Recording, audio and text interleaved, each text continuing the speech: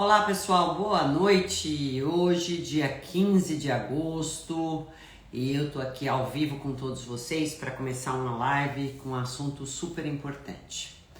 Essa live de hoje, começando agora, é sobre transtornos alimentares. É um assunto sério, seríssimo, né? Vamos dizer assim. Eu nunca fiz. Oi Silene, boa noite. Cecília, boa noite. Laírton. Eu não tinha feito ainda live sobre transtornos alimentares e me chamou a atenção para fazer essa live não só a quantidade de pacientes que eu venho atendendo com esse tipo de disfunção, com esse tipo de transtorno, mas também o que a gente hoje estuda. Hoje eu comecei uma pós, inclusive, de nutrição em psiquiatria, algo que a gente não estudava na faculdade, algo que não tinha no currículo, né? Porque a necessidade de nós tratarmos o paciente hoje de uma maneira global, uma visão holística, é importante, e a nutrição está muito correlacionada com as doenças neurológicas. E transtornos alimentares têm vários importantes distúrbios psíquicos correlacionados e que trazem como consequência essas disfunções na maneira de você se alimentar. E a gente tem uma ideia estimada, né, que na verdade quem nos forneceu essa ideia sobre transtornos alimentares, como está essa situação no mundo, de acordo com o Instituto Nacional de Saúde Mental dos Estados Unidos, nós temos 70 milhões de pessoas que sofrem de transtornos alimentares. É muita gente. E o pior de tudo isso é que uma porcentagem muito grande vai a óbito por causa de transtornos alimentares. Infelizmente, numa idade muito jovem, né? Quando você quase que inicia uma vida, a gente já vê essa situação ocorrer de uma maneira drástica e às vezes culminando, infelizmente, com fatalidades graves como o óbito. A gente tem uma percentual de 18 a 20% de meninas, principalmente, vou falar sobre isso, que são levadas a óbitos, né, que falecem por conta de transtornos alimentares, que são situações gravíssimas que pode levar a esse problema, né? Esse final tão triste. Então, por isso que eu resolvi fazer essa live de hoje. Então, a gente sabe que os transtornos alimentares são hábitos alimentares irregulares que as pessoas têm, que estão correlacionados com o peso corporal. Então, todos eles têm essa ligação com a preocupação do peso, ou excessivo demais, ou baixo demais. As pessoas têm muita distorção da imagem corporal, mas essa é a relação que a gente tem, né? E o que seria os transtornos alimentares. Eu vou me deter, gente, geralmente, a gente tem vários transtornos alimentares, mas eu vou me deter nos 4 principais transtornos, que é a anorexia e bulimia nervosa, que é o transtorno do comer compulsivo e o transtorno de comer noturno. Né? Muitas pessoas sabem que tem ou não sabem que tem, mas escondem esse problema, né? Elas camuflam por um tempo, mas depois isso começa a transparecer pela própria família. Tem muitas famílias que eu atendo que elas se fazem de desentendidas, né, com relação a isso. A gente sabe que às vezes os pais ou eles se fazem de desentendidos ou eles mesmos não querem enxergar o problema dos filhos.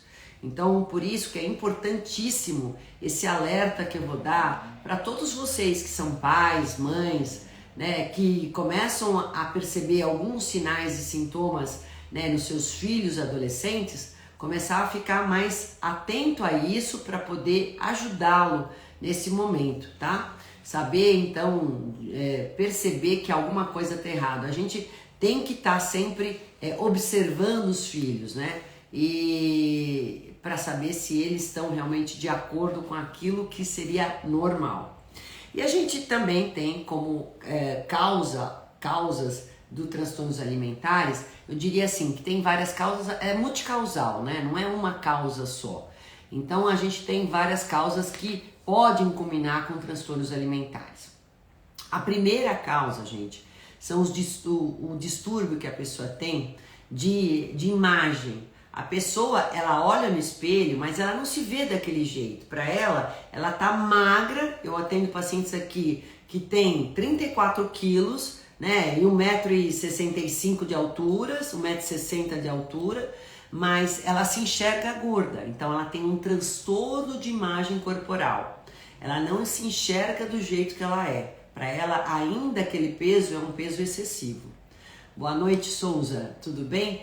E aí, o que eu quero alertar muito vocês, essas questões das redes sociais, né? As redes sociais hoje têm uma influência muito grande. Eu acho que esse foi um fator muito grande da gente aumentar os transtornos alimentares, né? Principalmente pelos adolescentes, pelos jovens que ainda não têm uma formação, uma maturidade neurológica adequada, né? E aí sofrem influências muito grandes do meio, porque esses transtornos eles são envolvidos, né, como eu falei, multicausal, por fatores sociais, ambientais, psicológicos e também bioquímicos, né, que dizem respeito a algumas mutações genéticas que podem também aumentar o risco de você desenvolver transtornos alimentares. Então a gente tem esses três fatores que podem desencadear, ser grandes gatilhos para os transtornos. E dentro desses, o social, o ambiental, eu diria que as redes sociais, que têm grandes influências. Então, às vezes, essa questão de culto ao corpo perfeito, a modelo que se coloca aí, né, num padrão de beleza, de magreza absurda, ou ela vê a menina na novela, a atriz, né, então ela quer se esmerar, ela quer se espelhar naquela artista, naquele modelo, e ela vai em busca daquilo de uma maneira assim desenfreada, né? Então esse distúrbio de imagem com essa preponderância que a gente tem hoje, essa importância que tem hoje na vida das pessoas as redes sociais, né, podem culminar com um grande gatilho aí para desenvolver um transtorno alimentar. O outro problema, gente, é a questão da ação da serotonina no cérebro. A serotonina é um neurotransmissor que nos remete, que nos deixa a gente ter uma sensação boa, prazerosa, uma melhora de humor, mas ela também ela se eleva quando a gente come.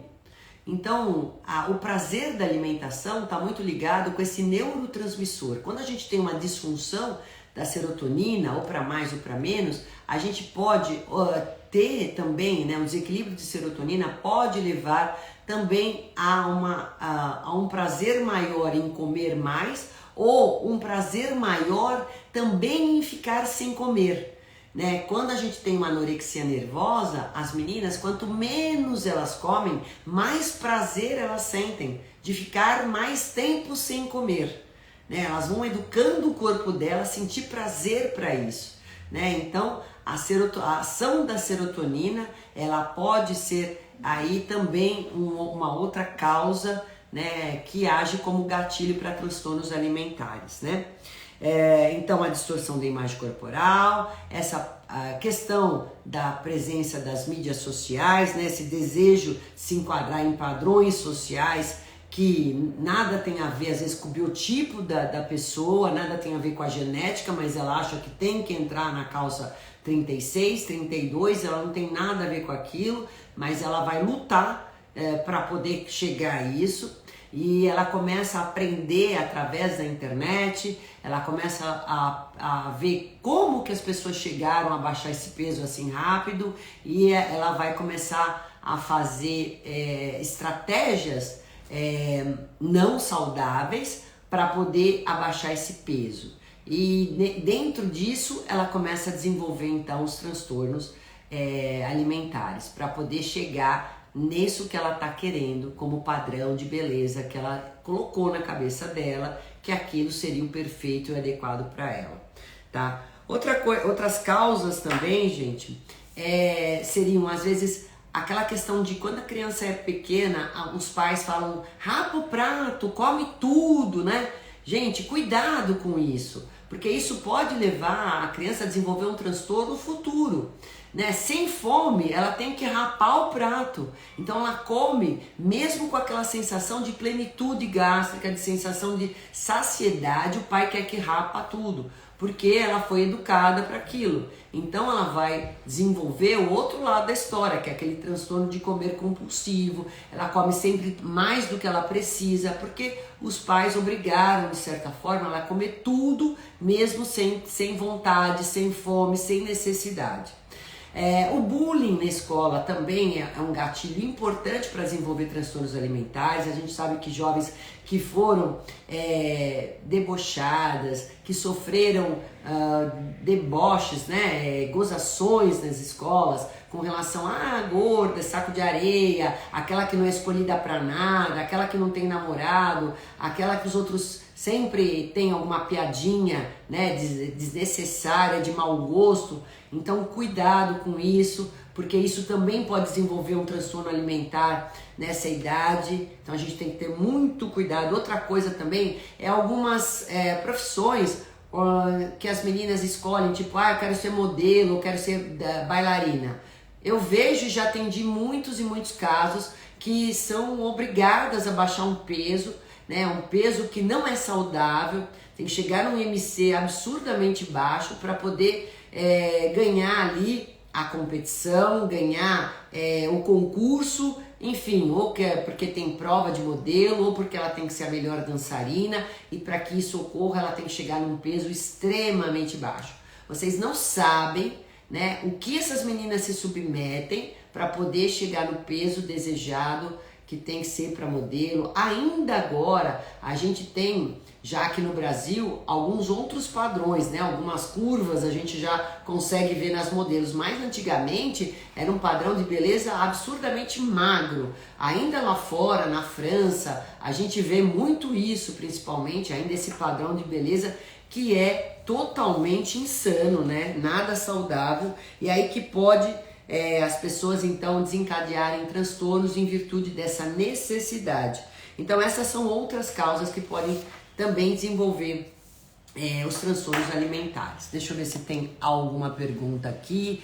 Eu não sei se tem pai, mãe que está aqui hoje, que está enfrentando essa situação, né, de ter em casa meninas. Porque eu digo mais meninas porque, gente, praticamente 85, 90% dos casos de transtornos alimentares acontecem entre as mulheres.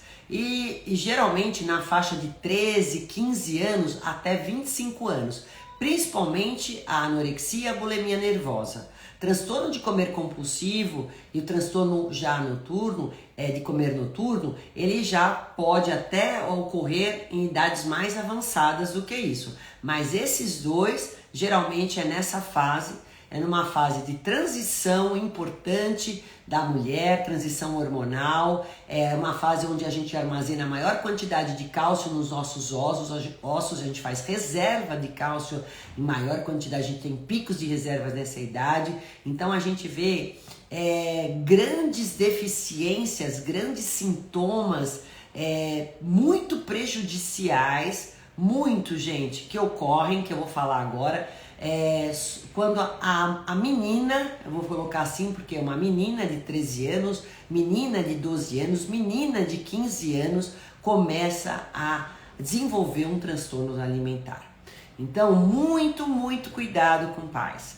Pais, abram os olhos, porque se vocês não ajudarem seus filhos a poder sair desse buraco, o buraco vai se afundando cada vez mais, e para a gente recuperar uma jovem de anorexia, de bulimia, gente, não é nada fácil. E para fazer tratamento, a gente tem que fazer um tratamento multidisciplinar. O tratamento envolve nutricionistas, psiquiatras ou psicólogos no primeiro momento, mas a grande parte envolve já o psiquiatra, e também médicos, muitas vezes de acordo com as disfunções que a menina começa a apresentar. Por isso que se a gente pegar logo no começo, a gente consegue com terapia e nutrição resolver. Mas se a coisa está mais avançada, aí a gente tem que envolver medicamentos, fora todos esses outros tratamentos que eu vou falar, para poder então ajudar a pessoa a sair. A gente tem alguns casos de homens também nessa idade que também começam a aumentar, infelizmente, por garotos que querem ser modelo, sabe? Aquelas coisas assim. A gente percebe que tem alguns que já começaram também a desenvolver. Antigamente era mais raro ter entre os homens. Oi, Andréia, tudo bem? Bom, gente, conforme vocês tiverem dúvidas, por favor, podem me questionar aqui, né? Que eu vou estar caminhando com os transtornos. A gente tem em torno de anorexias de 0,3 a 0,5% mundial. E de transtorno de comer compulsivo e transtorno de comer noturno, de 3 a 5. É muito mais incidente, tá? Muito mais prevalente. Bom, vamos falar um pouquinho de anorexia nervosa. A anorexia nervosa, ela se caracteriza geralmente porque eu quero ter um corpo mais magro, então você tem essa distorção da imagem corporal, né? E esse padrão de magreza absurdamente excessivo. Então ela tá magra, mas ela quer ficar mais magra e ela começa a usar alguns argumentos, algumas estratégias para poder inibir a fome e comer cada vez menos. Então ela vai espaçando cada vez mais as refeições, ela vai evitando comer perto de familiares, ela começa a fazer refeições mais sozinhas, ou dentro de um quarto, ou em horários diferentes da família. Geralmente ela começa a recusar alguns tipos de alimentos que ela julga ser mais calóricos, então ela começa retirando carboidratos, ela começa a não querer mais colocar o azeite na comida, ou nenhum tipo de gordura, ela não quer mais comer o arroz, ela não quer mais comer a batata, não come mais o macarrão, então esse tipo de carboidratos são já geralmente excluídos, porque ela já sabe que tem uma densidade calórica mais alta. São meninas que sabem ler perfeitamente os rótulos, elas olham todas as calorias, elas fazem contagem de calorias, é uma coisa impressionante, né? E elas vão computando isso ao longo do dia e ficando esses espaços cada vez, então elas vão ficando mais tempo sem comer. Quando comem, começam a inibir tanto a fome, comendo cada vez volumes menores, né? Para poder chegar a um emagrecimento exagerado. Né? E se caso elas comem demais, elas têm um movimento, né, na sequência purgativo, de punição. Então elas ou vão usar laxantes, ou então elas vão usar remédios para poder vomitar. Então elas ou começam a fazer exercícios de uma forma exagerada. Então eu comi, sei lá, 100 calorias a mais, eu vou correr hoje, tipo assim, desproporcional, mas 1 hora por conta daquelas 100 calorias a mais, né? Então é algo absurdo o que chegam a fazer por conta de consumir cada vez menos calorias no dia para poder emagrecer o máximo que elas conseguirem. Começam a ver aí na internet possibilidades de anular a fome. Eu tive pacientes que tomavam bicarbonato, gente, para poder inchar a hora que chega no estômago com água, né? Porque ele tem aquele aumento o volume para poder tirar essa sensação de fome. Elas chupam gelo para poder anular a fome também o tempo inteiro. Então a gente vê coisas assim absurdas. Por isso, se sua filha ou seu filho tiver com alguma dessas manias, você percebe que ele está se excluindo, deixa de sair socialmente, não quer mais ir à festa, não quer mais sair para jantar, para comer fora com os amigos, né? Então cuidado com isso, vejam os amigos dos seus filhos, vejam qual é o padrão qual é de relacionamento entre eles. Isso é uma coisa muito importante que eu acho que a gente como pai tem o dever de estar sempre atento para poder ajudar ao máximo caso haja alguma coisa dessas, né? Você perceba alguma dessas manifestações ocorrendo. Oi, Patrícia, boa noite. Deixa eu ver aqui. Boa noite, doutora. Boa noite, boa noite, boa noite. Aí, ó, qualquer pergunta, gente, vocês vão tá falando. Uma coisa que começa a acontecer, então, né, com essas meninas que reduzem peso aí, 4 quilos por mês, 3 quilos por mês, 5 quilos por mês, elas começam a ficar fracas, lógico, né? Porque o peso perde, então você vai começar a ver o cabelo ficar fraco, começa a não crescer, as unhas ficam fracas, a pele fica ressecada, você percebe até uma pele desidratada, muitas delas nem água não bebe, então começa a ter uma desidratação também, que é algo super importante. Elas não evacuam todos os dias, começa a ter amenorreia, então começa a não menstruar mais, porque lógico, o corpo, quando ele está passando por um perigo de fome, na verdade, ele vai tentar manter o máximo que ele pode dentro dos nutrientes. Você acha que ele vai despender ferro quando aquela menina está desenvolvendo uma anemia por não comer? Né? Ela não come, imagina, carne vermelha é calórica de jeito algum, o feijão muito menos. Então ela começa a restringir tantos alimentos e ela começa a desenvolver anemia, a desidratação pode causar cálculos renais, ela não menstrua mais, os hormônios caem despencam os hormônios dessa menina, ela começa a ter pressão baixa, hiponatremia, então ela fica fraca, né? Também isso ocorre, ela começa a ter diminuição de cálcio, de fosfato, de magnésio, de zinco, a imunidade abaixa, como eu falei, não tem evacuação, começa a ocorrer desbiose intestinal, toda a biota intestinal tem uma alteração, lógico, porque sem comida eu também não vou povoar meu intestino de bactérias boas, eu não tenho ali comida, né? Como é que eu vou proliferar bactéria boa? De jeito nenhum, né? Então tem uma sensibilidade ao frio incrível, elas começam a desenvolver também disfunções na tireoide.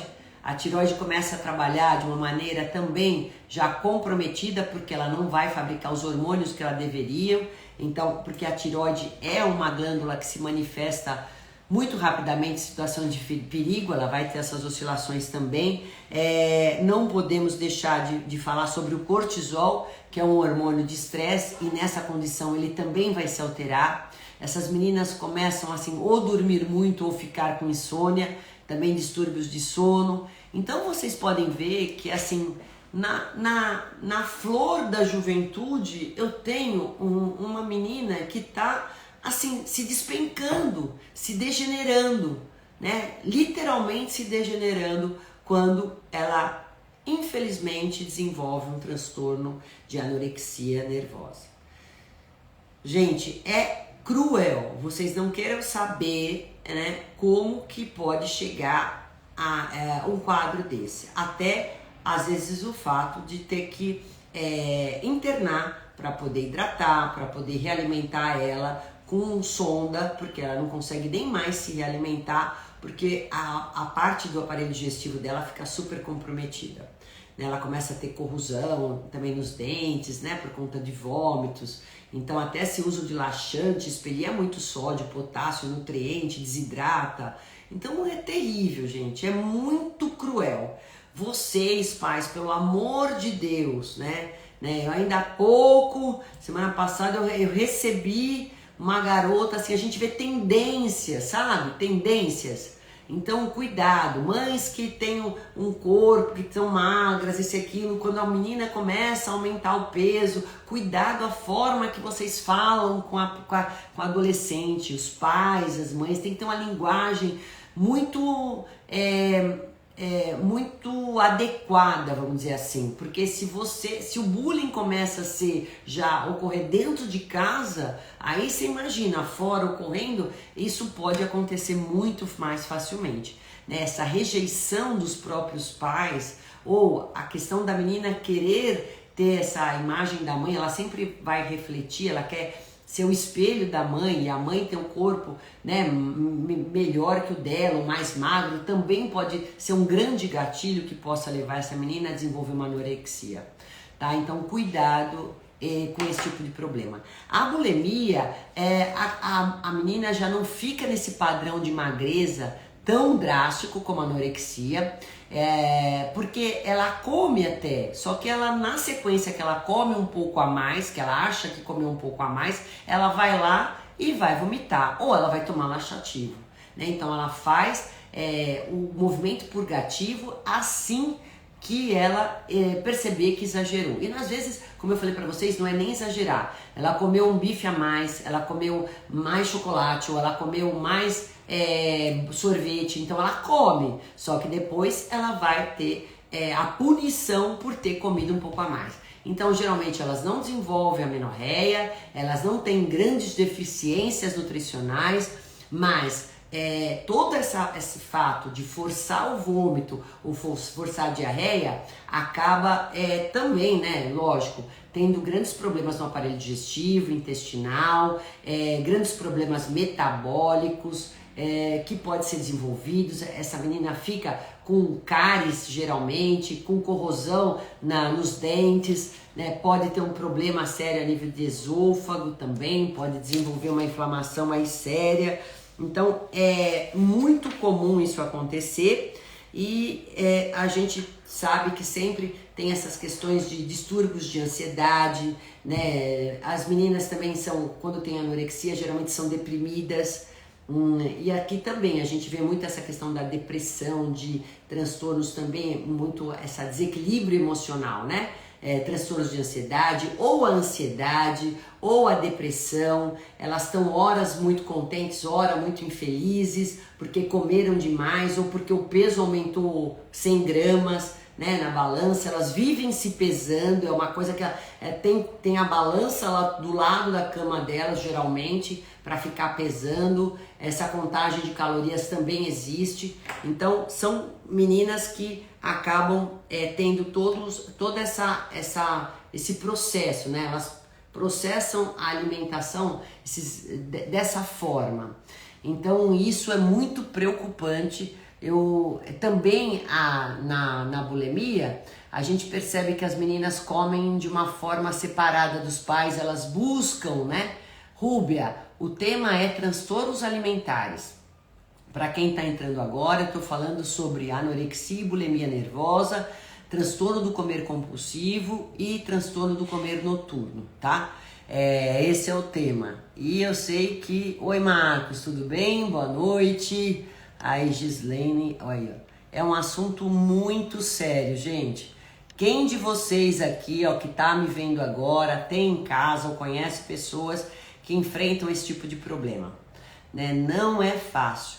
Eu digo para vocês que assim, que a grande parte dos pais, se eles sabem ou se eles estão preocupados, eles nem transparecem isso para os filhos, porque senão eles afastam cada vez mais os filhos deles, porque os filhos vão se separando, porque sabe que o pai já vai ficar de olho. Então cuidado com isso, quando o filho começa a ficar muito isolado, muito no quarto, muito sozinho, querendo comer sozinho, gente, muito cuidado com isso. Vejam bem o que está ocorrendo com eles, então conversem com elas, vejam, né? É importante isso. A gente, infelizmente, hoje com essa vida corrida, os pais trabalhando fora, cada um dentro dos seus interesses, a gente vê pouco convívio da família, né? O que a gente viu muito foi na pandemia, que os ficaram mais em casa e acabaram conhecendo um pouco melhor, né? Quem são os filhos. Então, vejam bem isso daí. E aí, gente, a gente tem os dois outros transtornos, que aí são pessoas que já tendem a ter sobrepeso e obesidade. Muitos de vocês também podem conhecer ou passam por esse problema sobre o transtorno de comer compulsivo. O transtorno de comer compulsivo, ele se dá de uma maneira que, num mesmo momento, a pessoa perde totalmente o controle do que ela come. Eu tenho pacientes, eles misturam o salgado com o doce, o gelado com o quente. É uma forma voraz de você se alimentar, né? Uma fome muito emocional, ela não é uma fome real. E quando o paciente viu, ele pode estar num desses episódios ter consumido 1.000, 2.000 calorias facilmente. Então ele toma uma lata de leite condensado, depois ele toma sorvete, depois ele come a pizza, depois ele come o lanche, depois ele come a bolacha, depois come o chocolate, e assim vai, gente. É uma coisa absurda. Até passar mal. Come, até ele não aguentar mais. Muitos deles chegam a vomitar, depois dos transtornos, né? Ou tomar depois as medicações para poder aliviar esse processo digestivo. É algo assim muito triste também, é um transtorno muito prevalente, infelizmente, também. E muitos desses episódios, desses transtornos, a gente vê em mulheres. Começam também com aquela questão de quero ser magra, aqueles regimes que são dietas frustrantes, aquela coisa de começo a emagrecer e não consigo manter, sustentar, então engordo outra vez, essas oscilações de peso, dietas mirabolantes, né, que começa a fazer muita restrição e depois então ele vai para compulsão. Também eu vejo muito isso, gente, né? Quando você submete a dietas muito restritivas, que exclui grande parte dos alimentos, grupos alimentares inteiros, eu vou ter muito mais chance de desenvolver esses transtornos de comer compulsivo, né? Porque eu começo a ter tanta restrição, tanta pressão em cima de mim que eu não quero, não posso isso, não posso aquilo, não posso outro. Chega uma hora, bumba, aí a corda arrebenta e começa a desenvolver esses transtornos compulsivos. Daí fica um tempão jejuando. Isso acontece geralmente nesse período vespertino para a noite, né? Ninguém tem transtorno de comer compulsivo, gente, quando acorda de manhã. Muito raramente. Então eu vejo geralmente no final da tarde para a noite, né? Não de madrugada, que é outro transtorno. Então esse momento é a hora que come tudo. Aí que acontece o dia seguinte, acorda e fica bom, já que eu comi aquele monte de coisa ontem à noite, agora eu vou ficar jejuando a manhã inteira, eu não como nada. Se eu puder, na hora do almoço, eu vou comer um grelhadinho, uma saladinha. Aí faz aquela restrição, começa a comer aquela dieta miserável ao longo do dia. Muitas vezes começa assim, inibir a fome com café, com chá, com coisas que não tem nada nutricionalmente, né? Gelatina, é muito comum, 0 caloria. Então se entope de coisas que não tem nada de nutrientes e também não tem nada de calorias, se enganando, né? Enganando o estômago o tempo inteiro para depois fazer essas orgias alimentares. E é lógico, isso não leva nem a emagrecer, e muito pelo contrário, vai levar a você ter grandes transtornos metabólicos também.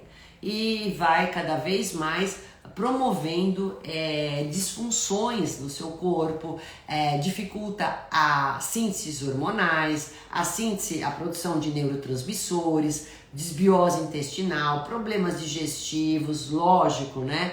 Não podia ser sobrecarga hepática, renal, pancreática. Então, gente, são coisas assim, esses transtornos são seríssimos e a gente tem que saber tratá-los, né? O outro é o comer compulsivo, é quando o paciente come escondido, né? Compulsivo, tanto o outro também, o comer compulsivo também, muitas vezes ele tem vergonha de comer na frente dos outros, ele vai comer escondido.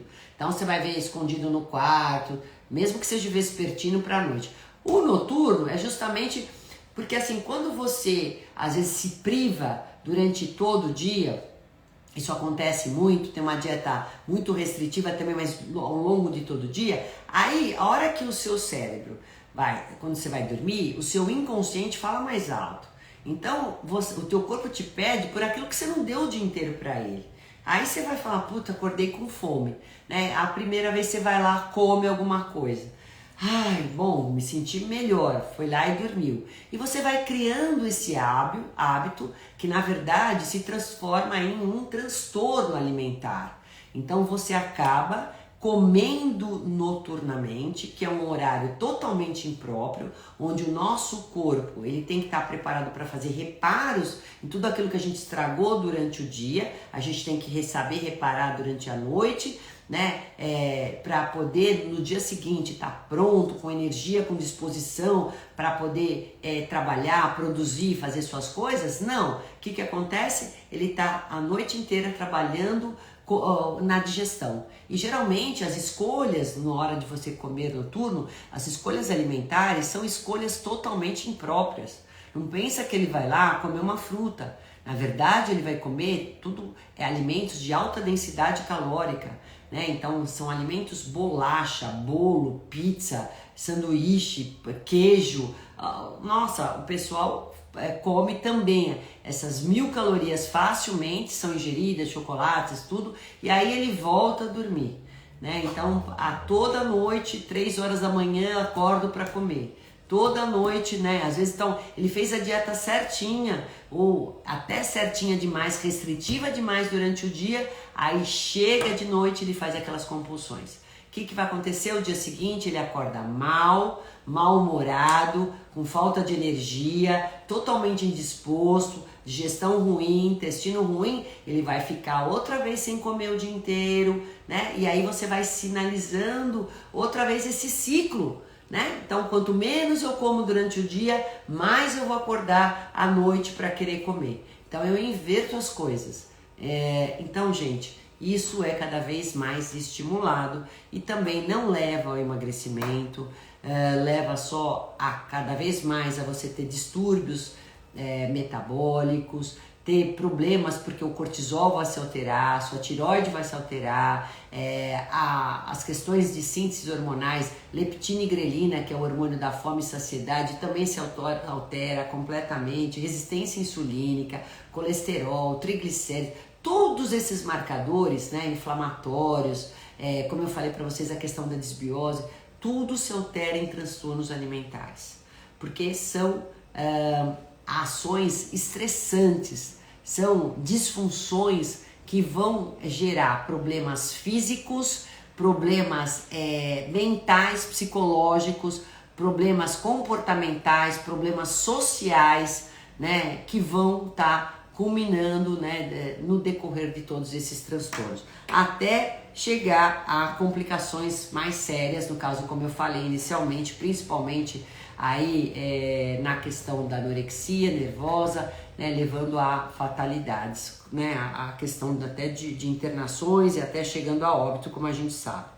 Bom, e o que nós, como nutricionistas, agora que eu dei para vocês uma leve introdução, porque, gente, esse é um tema para falar, gente, são cursos de horas e horas e horas que a gente pode estar fazendo sobre transtornos alimentares. E aí, como eu, Roseli, nutricionista, e de acordo com tudo que eu estudo e congressos e cursos que já fiz sobre transtorno, como que a gente trata pacientes que têm transtornos alimentares? Primeiro, eu preciso saber quais transtornos, qual é o transtorno que tem, saber diagnosticar. Isso a gente faz através de um inquérito alimentar, com toda uma informação que eu vou ter aí, colher informações importantes, com os familiares que convivem com ela, todo histórico, ver exames laboratoriais, conversar com a paciente, né, de uma maneira, uma linguagem, como eu falei, sem assustar. A gente, por mais assustada que esteja, a gente não pode transparecer, né, essa questão de estar assustada, porque senão a paciente começa a não querer falar as coisas pra gente, intimidar ela. Então a gente tem que deixar ela livre, sendo uma aliada dela, para ajudá-la, não para criticar, nem para recriminar. A gente não pode agir dessa forma. Então a parte de vínculo com o paciente tem que ter muito tato, muita sensibilidade, muita psicologia para tratar, né, esse tipo de paciente. É uma nutrição com feeling, com sentimento, com emoção, com muita sensibilidade. Senão a gente não consegue ter grandes resultados. Esse é o primeiro ponto que a gente tem que falar. Então é uma terapia mesmo nutricional.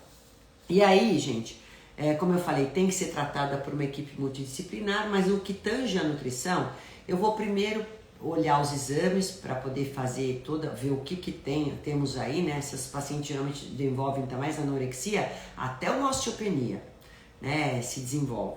Mas primeiro eu vou hidratar, pensar na hidratação.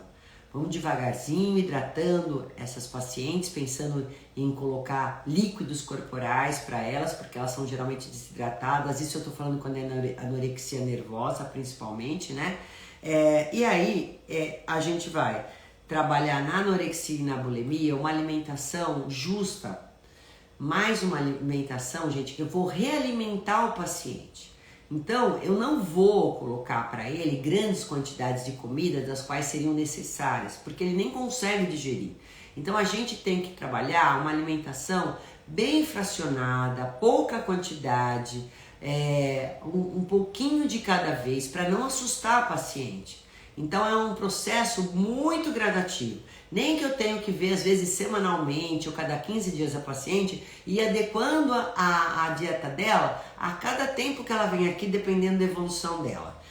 Geralmente, a gente não faz essa pesagem constante para não ficar muito vinculado com o peso. A gente vai vendo mais sinais clínicos, mais os exames laboratoriais, e vai vendo os próprios processos vitais. A gente vai vendo se a paciente já começa a mostrar mais traços de hidratação. E vamos fazer, então, essa realimentação com alta densidade de alimentos, com alta densidade nutricional e não tão calóricas demais, né? Porque senão eu assusto o paciente. Então, isso é importante. Para poder sempre assegurar o paciente que a gente está fortalecendo ele, não engordando. Que também é um fato muito importante. Porque se eu começo a pensar em engordar o paciente, aí ele vai se assustar e vai embora mesmo.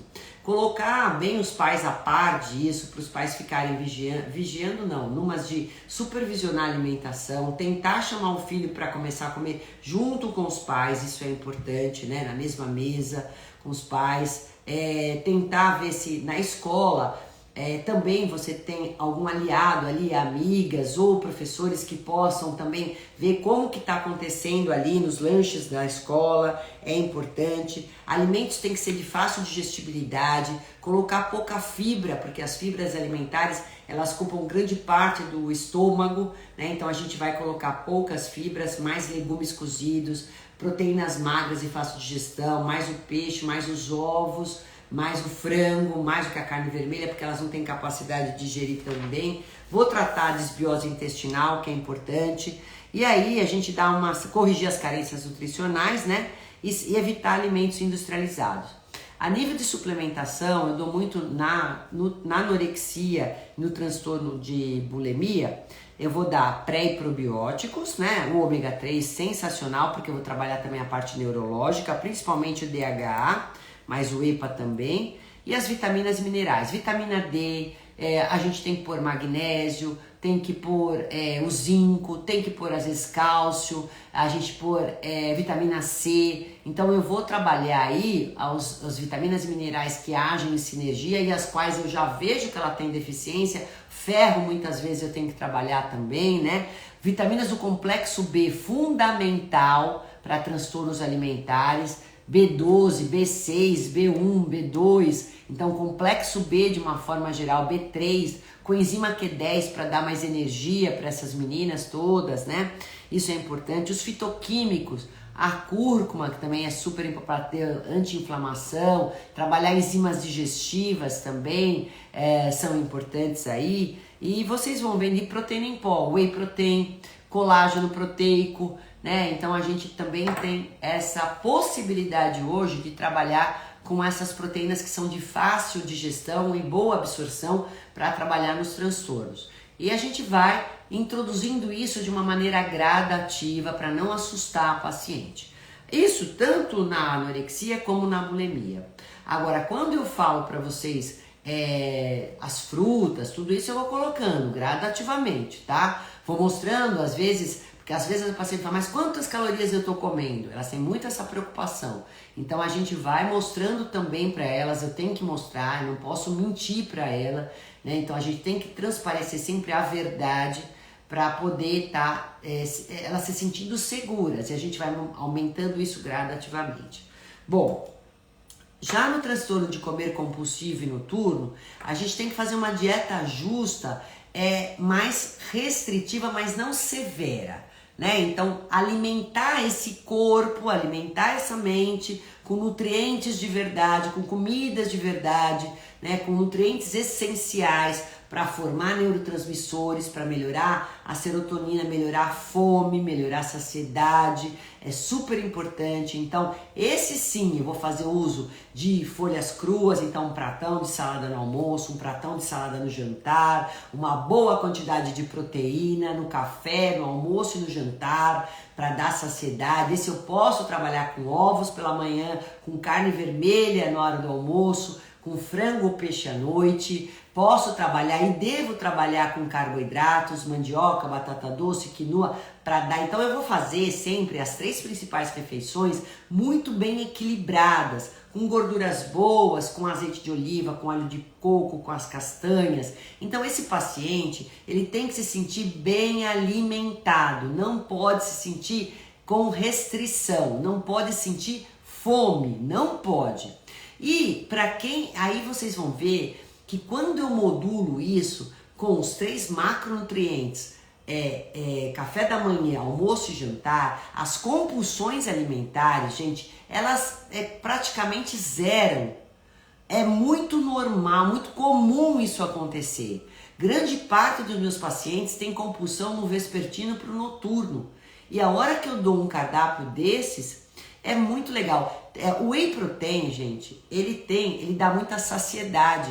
Então, ele aumenta neuropeptídeo Y, aumenta GLP-1. Que eu falo para vocês talvez não entendam, mas são algumas substâncias que têm o poder de nos fornecer saciedade. Então, os hormônios sacietórios que a gente chama. Então, a whey protein, quando eu dou antes das refeições, às vezes 5 gramas com óleo de coco, isso dá uma saciedade incrível. Ou se não, se você não tem quem prescreva, vamos comer a chia com whey protein ou TCM, enfim, é muito legal porque ele dá essa saciedade e você sente menos fome. Então, é importante comer direito nas 3 principais refeições, comer nos lanches intermediários, as frutas com as sementes, com o coco também, eu dou muito isso. Então, o cérebro precisa registrar essa maneira de comer, né? Estou comendo, essa sinalização de saciedade.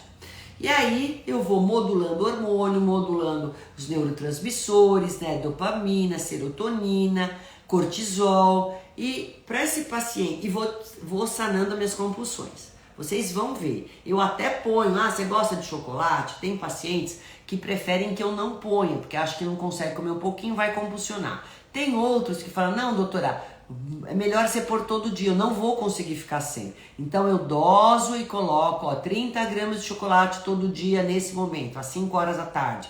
Pronto, vocês vão ver que isso já dá uma sensação de tranquilidade para ele, que ele às vezes nem come, mas já sabe que lá tem, ele se conforta com isso. Quando o paciente tem transtorno de comer noturno, eu faço uma ceia para ele. Então, além de ter essas 3 refeições com os lanches intermediários, ele vai ter a ceia. E na ceia, eu coloco assim, abacate com whey, eu coloco castanha, nozes, amêndoas, ou essas pastas de amêndoa que dão saciedade. Coloco até ovo de noite. Coloco, por que não? Ovo cozido, que sustenta bem. Coloco mais proteína, mais gordura, que eu trabalho mais com isso nessa parte noturna, para o paciente, e às vezes um pouco de carboidrato, porque o carboidrato também vai dar esse sono melhor, aumenta a serotonina. Então, às vezes, posso até colocar, gente, uma fruta, por exemplo, né? Às vezes eu posso colocar uma fruta de baixo índice glicêmico, tipo um maracujá, mas eu ponho um fio de mel. Ou então até trabalhar uma banana, que tem um pouco mais de carboidrato, mas eu ponho uma canela para baixar a glicemia, também dá para ser. Ou bato um shake, né? Então tipo uma bebida de amêndoas com banana, também é legal. Então aí o paciente, ou aquele que sente necessidade de mastigação, então, ou iogurte, esses iogurtes mais proteicos também são ótimos.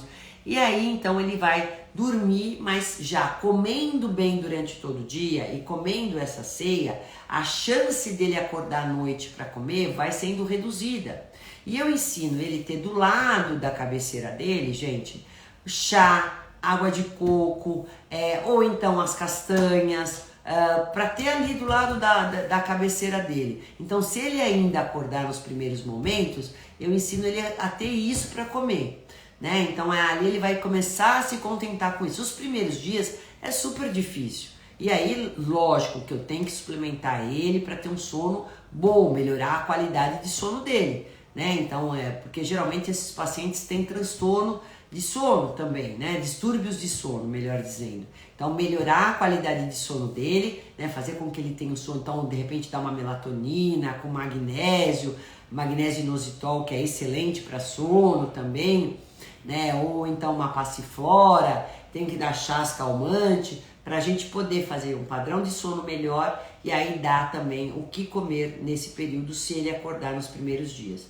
Gente, eu corrijo muito bem isso, tanto o transtorno de comer compulsivo, como o transtorno de comer noturno com a alimentação. E é lógico, os suplementos vão ter que estar aí presente. Os probióticos, que são importantes, o ômega 3, sempre muito importante, o DHA, que é um ômega 3 específico para essa parte neurológica, as vitaminas e minerais também, como eu falei, e os fitoquímicos, todos eles, tudo isso, gente, vai muito de acordo com o que eu vejo de necessidade. Então, é muito particular, é específico, mas que dá pra gente corrigir os transtornos, dá. E aí, sempre trabalhando em conjunto com o terapeuta. Quando a gente vê que para esses pacientes eu dou muito alguns suplementos para melhorar a saciedade, né? Então fibras alimentares às vezes como suplementos, fibregum, por exemplo, dá muita saciedade. A gente pode trabalhar com glucomanã, com inulina, então também porque eles dão aquela sustentada, vamos dizer assim, né? E a gente tem Garcinia também, que dá Slendesta, tem vários suplementos que eu posso prescrever para o paciente também se sentir satisfeito. A própria 5-HTP, triptofano. Então, ó, vocês estão vendo que assim, se eu posso ficar até amanhã falando de possibilidades, mas todas elas têm que ser prescritas de acordo com as necessidades. E lógico, todos os transtornos alimentares, além de ser acompanhados por terapeutas ou por psicólogos, psiquiatras e médicos, devem estar aí com educadores físicos. O exercício físico é fundamental para corrigir qualquer tipo de transtornos alimentares. Não dá para a gente pensar em não fazer exercício físico, a menos que eu tenha lá uma anorexia já num grau mais severo, aí eu não posso colocar ela a fazer nada até reabilitar essa paciente, tá? Quando eu ver que ela começou a estar mais fortinha, se fortalecer, a gente pode começar a fazer uma musculação de leve, né? Não exercícios cardio, mas a musculação que seria o mais adequado para paciente com baixo peso. Já transtorno de comer compulsivo, transtorno de comer noturno, a gente pode já incentivar mais o cardio, né? Para baixar mais o peso, para aumentar mais serotonina, com um pouco de musculação. Tá? O inverso da anorexia e bulimia nervosa, certo, gente? Então, essa é a minha conduta que eu faço em transtornos alimentares. Como eu falei, cada caso é um caso, depende do grau que chegam os pacientes aqui, que eu vou trabalhar com eles. É um assunto muito importante. Alice, já fiz muito isso, olha lá, tá vendo? Transtorno de comer compulsivo é muito comum e o transtorno de comer noturno a gente pensa que não, mas também é muito comum. Infelizmente, vamos ver aqui, ó, quem temos aqui. Eu não tô vendo nenhuma pergunta aqui, viu? Deixa eu ver quem tá aqui. Não. Boa noite, doutora. Transtornos alimentares, gente, é cruel, viu? Mas a família tem que estar junto, a família tem que apoiar, a família tem que ajudar, a família tem que enxergar, acima de tudo, que está ocorrendo o problema, não fazer de conta que nada tem acontecido, que, não, imagina, e ainda ajudar a menina a emagrecer, achar que ela tá gorda, quando não tem nenhuma gordurinha ali sobrando. Quando eu faço a bioimpedância, eu vejo o percentual de gordura ali, falo, meu Deus, aonde que ela quer reduzir peso? Eu penso, mas eu não posso falar. Mas eu tenho que mostrar números, isso é importante. E tem também um formulário que eu dou para o paciente, uma tabelinha, para saber se teve episódios, tanto do comer compulsivo, como do transtorno do comer noturno, como a a questão da bulimia, se teve algum episódio ali de bulimia e depois se ela chegou a vomitar, de anorexia. Então eu sempre peço um recordatório para mim poder estar avaliando nos retornos como que está indo a evolução longe dos meus olhos, né? Naqueles 30 dias, naqueles 20 dias, naqueles 40 dias que ela ficou só sobre as minhas orientações, mas fora dos meus olhos. Então, gente, é um trabalho em conjunto, multidisciplinar, que tem cura, que tem volta, mas a gente tem que pegar a tempo.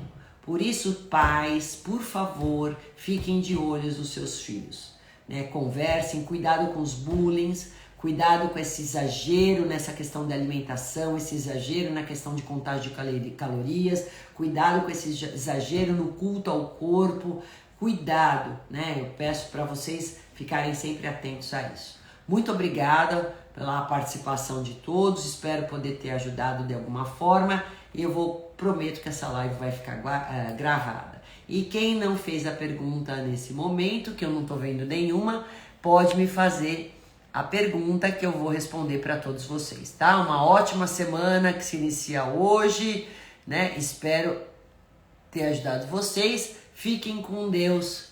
Até a próxima. Tchau, gente. Até. Boa noite a todos vocês. Um beijo grande.